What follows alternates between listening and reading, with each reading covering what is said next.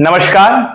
तो आज का हमारा विषय जो है वो विषय यह है कि परीक्षा जो कि ग्रेजुएशन के बच्चे देते हैं, चाहे वो फर्स्ट ईयर को हो, चाहे सेकंड ईयर हो, चाहे थर्ड ईयर हो, चाहे आपका बीए हो, चाहे आपका बीकॉम हो, चाहे बीएससी हो, चाहे एमए हो, चाहे एमकॉम हो, चाहे एमएससी हो।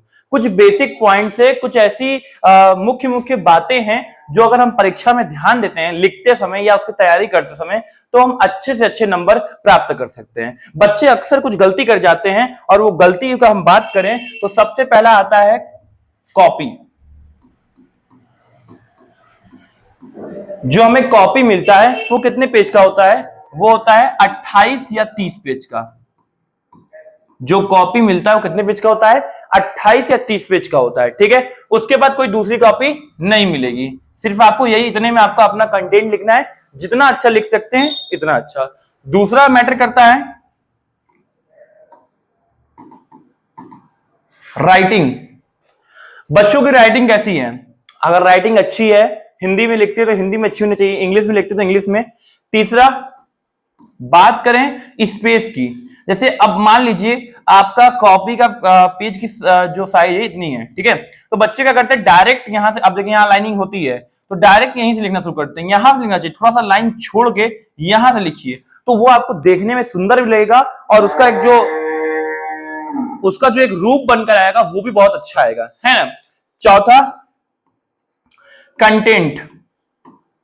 अब बहुत सारे बच्चे क्या करते हैं, पेपर में क्वेश्चन आता है लबालब जो मन में आया भर देते हैं, वही में गलत सही सब बुरा। कंटेंट आप क्या लिख रहे हो?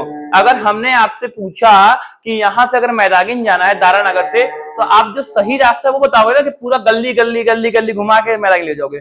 हमें जो सही रास्ता है यानी सही उत्तर है उसको लिखना है अपने कंटेंट में। ये चीजें हैं। पांचवा, बात करें तो हेडिंग। अब देखिए जब एग्जामिनर आपकी कॉपी चेक करता है तो सबसे पहले बात यही देखता है कि बच्चा कितनी चीजों को हेडिंग से लिखा है, कितनी चीजों को पॉइंट्स में लिखा है। ठीक है, बहुत सारे लोग क्या करते हैं आंसर लिखना शुरू करते हैं पूरी कहानी की तरह लाइन से लिख देते हैं। वो कहानी टीचर नहीं पढ़ता है, टीचर जब चेक करता है हेडिंग देखता है, पॉइंट देखता है, राइटिंग देखता है, ठीक है, कितना ब्लैक पेन यूज किया है, कहां ब्लू पेन यूज की हो, कहां अंडरलाइन है, कहां बोल्ड करना है, कहां इन्वर्टेड कॉमा देना है। ये सारी चीजें ही तो नंबर दिलाती हैं। अब कहानी आप लिख के आएंगे, भले ही से आंसर सही हो, आप जो बढ़िया लिखा होगा राइटिंग उसके कंपैरिजन में नंबर कम पाओगे। भले ही आप बहुत तेज हो, पढ़ने में बहुत तेज हो, लेकिन अगर लिखने में कमजोर हो, you can not never become a very good topper and you can say topper. ठीक है, आप टॉपर कभी नहीं बन सकते हो। टॉपर बनने के लिए राइटिंग वाला स्ट्रेटेजी भी आपके पास होना चाहिए। ठीक है, अगली बात अगर हम ध्यान दें तो अगला बात है आपका प्रिपरेशन। बहुत सारे बच्चे सोचते हैं कि हम पेपर के एक दिन पहले बहुत बड़ा तीर मार लेंगे, ये उनकी गलती है। अगर आप कम से कम पेपर आज है तो कम से कम एक हफ्ते 10 दिन से पहले तैयारी करेंगे, तब जाके आप उस पेपर के लिए तैयार हो पाएंगे, उस पर्टिकुलर एग्जाम को देने के लिए अपने आप को प्रिपेयर कर पाएंगे। कहते हैं ना बूंद बूंद से घड़ा भरता है, बूंद बूंद से क्या होता है, घड़ा भरता है। तो आपको बूंद बूंद करके डेली तैयारी करना होगा, तभी आप अपना अच्छा परफॉर्मेंस दे पाओगे, है ना। अगला क्या है, जो बच्चे क्या करते हैं एग्जाम के टाइम 10 चैनल को सर्च करेंगे, 10 चैनल, थोड़ा सा इसमें देखेंगे, थोड़ा सा उसमें देखेंगे, थोड़ा सा इसमें देखेंगे। इससे दिमाग क्या होता है, कंफ्यूज होता है ना। अगर हम आपके सामने 10 किताब रख दें और हम कहें ये एक ही सब्जेक्ट का है, तो आप कंफ्यूज हो जाओगे कि हम इसमें से पढ़ें, इसमें से पढ़ें कि इसमें से पढ़ें। तो एक लाइन पकड़ो, चलिए आप देख लीजिए ना कि आपको कौन से सर अच्छे लग रहे हैं। रघु सर अच्छे लग रहे हैं कि और कोई अच्छा लग रहा है, तमाम टीचर हैं, कौन से सर अच्छे लग रहे हैं उनका पढ़िए, उनका चैनल एक बार पकड़ लीजिए, आप पकड़ के चलिए एकदम लाइन में, है ना। 10 चैनल बदलेंगे थोड़े सक्सेस हो पाएंगे। तो एग्जाम के टाइम में एक रास्ते पे चलना चाहिए, तभी आप अच्छा नंबर गेन कर सकते हैं। अगला, कंटेंट। अब जो कंटेंट होता है वो कहां से मिलेगा?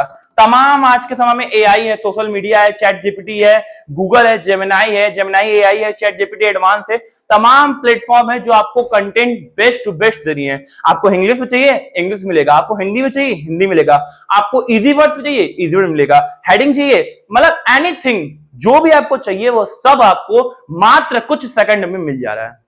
कितने भी पेज का हो, आप कितने पेज का फटाक से कमांड दीजिए, अब तुरंत आपको निकाल के दे देगा। तो अब इसका यूज कीजिए ना, एग्जाम के टाइम पे बहुत हेल्प करेगा आपको, है ना। अगली चीज क्या है, एग्जाम का ओवरऑल प्रिपरेशन। जिस सब्जेक्ट का एग्जाम है, सपोज दैट अगर आपका मान लीजिए एक फॉर एग्जांपल हिंदी का एग्जाम है या कॉमर्स का एग्जाम है, तो आप उस कॉमर्स के विषय के बारे में अपना सिलेबस देखिए, सिलेबस में क्या क्या कितनी यूनिट्स हैं, कितने चैप्टर्स है, उस सारे को कवर कीजिए।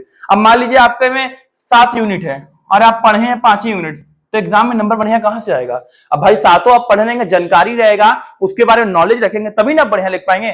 तो इसीलिए कहा जाता है कि सिलेबस को पहले पढ़िए, आपका सिलेबस क्या है। सिलेबस की जानकारी नहीं रहेगी तो आप कहां से पढ़ पाएंगे, है ना। अगला चीज क्या है, जब पेपर देने जाइए तो टाइम का ध्यान रखिए। बहुत सारे बच्चे क्या करते हैं, पूरा टाइम एक ही क्वेश्चन बिता देते हैं, यानी कहते हैं लास्ट में सर हमारा एक क्वेश्चन छूट गया, हमारा 2 क्वेश्चन छूट गया, हमारा पूरा 2-3 डो छूट गया। तो मतलब कहने का मतलब ये टाइम मैनेजमेंट कीजिए। एक नॉर्मल वॉच लगा के जाइए, देखिए हमने वॉच लगाया हुआ नॉर्मल, एआई वाला नहीं, वो वाला नहीं, डिजिटल जो मोबाइल से कनेक्ट था वो नहीं लगा जाना है, नॉर्मल वॉच लगाइए और एग्जाम बैठते रहिए, टाइम को वॉच करते रहिए, कितना समय हुआ है, इतने समय इतना आंसर लिखना है, इतने समय इतना आंसर लिखना है, और टाइम को देखते रहिए। अब हम भी जब कभी एग्जाम देने जाते हैं तो हम लोग भी टाइम देखते रहते हैं कि हाँ इतना टाइम हुआ। इससे क्या है कि आपका माइंड रेडी रहेगा कि हाँ अगला क्वेश्चन हमें अटेम्प्ट करना है, इतने समय कंप्लीट करके कर देना है, खत्म कर देना है ना।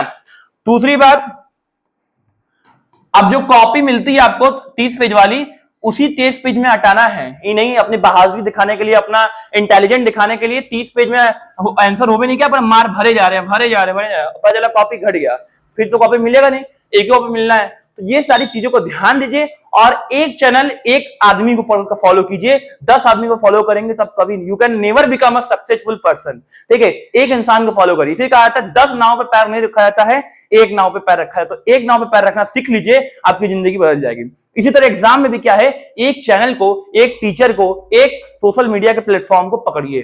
10 समय भटकेंगे तो आप भटकते भटकते एग्जाम में भटक जाएंगे, है ना। तो ये सारी चीजों को आप स्टेप्स को फॉलो कीजिए और इसका जो परिणाम आएगा आप खुद कहेंगे नहीं सर आपने जो बताया वो बेस्ट टू बेस्ट हमारे लिए बहुत मददगार साबित हुआ। और ये सिर्फ आपके लिए नहीं है, ये हर उस स्टूडेंट के लिए जो एग्जाम में चाहता है कि हम अच्छा से अच्छी तैयारी कर सके। ये वीडियो हर उस छात्र के लिए है, हर उस स्टूडेंट के लिए है, चाहे वो कोई सी पढ़ाई कर रहा हो, कोई सी भी पढ़ाई कर रहा हो, चाहे वो बीए में हो, चाहे बीकॉम में हो, चाहे बीएससी में हो, चाहे एमए हो, चाहे एमकॉम हो, चाहे एमएससी हो, यहां तक कि किसी भी क्लास में हो, ये हर एक व्यक्ति के लिए वीडियो काम कर रहे हैं जो अपनी परीक्षा को अच्छी से अच्छी तरीके में देना चाहता है ना।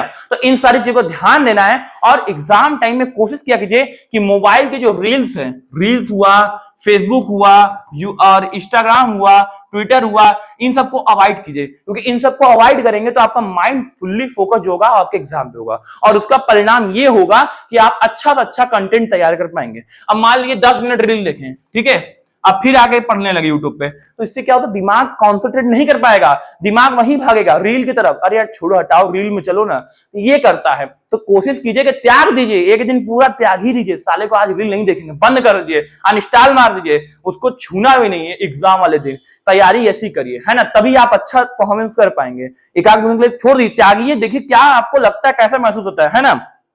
अच्छा, दूसरी बात ये, आधी तैयारी तो हमारी खराब किसके से होती है, सोशल मीडिया की वजह से। तो सोशल मीडिया को अवॉइड कीजिए, कम से कम यूज कीजिए, जितना आप में काम हो जाए उतना ही यूज कीजिए, है ना।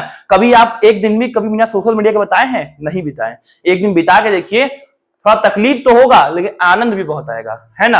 एक दिन मोबाइल जब नहीं रहेगा, आप उसके बिना बिताएंगे तो उसका आनंद बहुत अलग ही होता है ना। आप इसी मोबाइल में उलझे हुए हैं, ना माँ से मतलब है, ना पिता से मतलब है, ना भाई से मतलब, ना बहन से मतलब है, आप अपने आप दुनिया मोबाइल में ही संभालिए, थोड़ा उससे बाहर निकलिए, तभी आप अपना एग्जाम अच्छे से दे पाएंगे। ये सारी चीजों को ध्यान रखिए और परीक्षा की तैयारी अच्छे से करते रहिए, क्योंकि बहुत जल्द आपका परीक्षा आने वाला होगा। फिर हम लोग वीडियो मिलेंगे, तब तक के लिए रेस्ट कीजिए, आराम कीजिए, स्वस्थ रहिए और मस्त रहिए।